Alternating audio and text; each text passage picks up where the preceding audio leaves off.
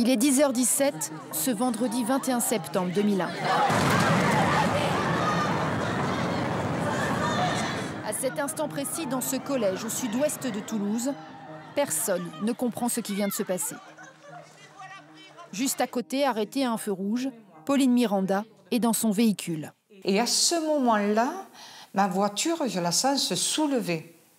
Ma voiture se soulève, se déporte comme... Je sens carrément que la voiture se déporte.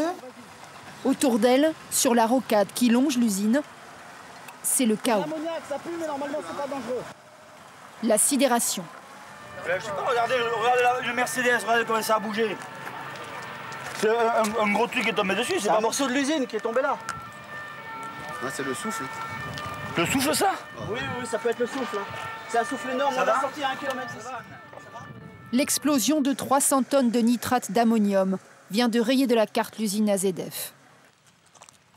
Dans ce qui reste de son bureau, une employée perd immédiatement connaissance. Brigitte Aubert était intérimaire, au plus près de la catastrophe. Lorsque je me suis réveillée, c'était l'apocalypse. Il y avait des gens ensanglantés, il y avait des gens qui criaient à l'aide, il y avait des gens qui criaient au secours, il y avait de tout, quoi. Je veux dire, vous regardez ça avec comment je peux vous dire, j'ai pas de mots pour vous expliquer comment c'est. Vous ne réalisez pas. 21 salariés perdent la vie sur le site.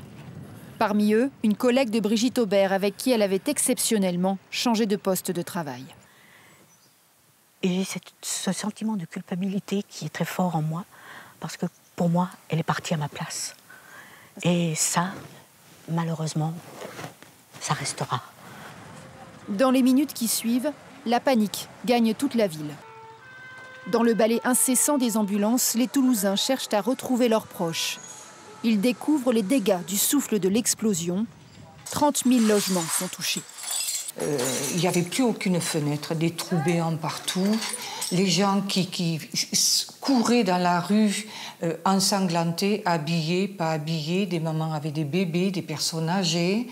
En voyant toutes les horreurs que j'ai vues dans ces rues, mon mari, je savais où il se trouvait. Je me suis dit, mon mari, il est mort.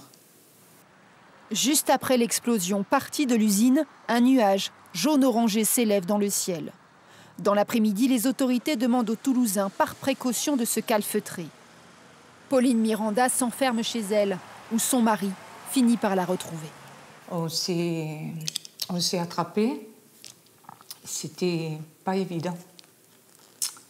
C'était pas évident du tout, mais bon, il était vivant.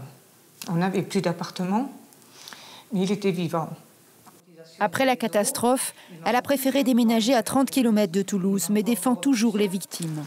Pour Brigitte Aubert, repasser devant le site est encore une épreuve, 20 ans après. Vous savez qu'aujourd'hui, quand on me propose quelque chose de travail, je vais voir d'abord sur Google Earth où c'est situé.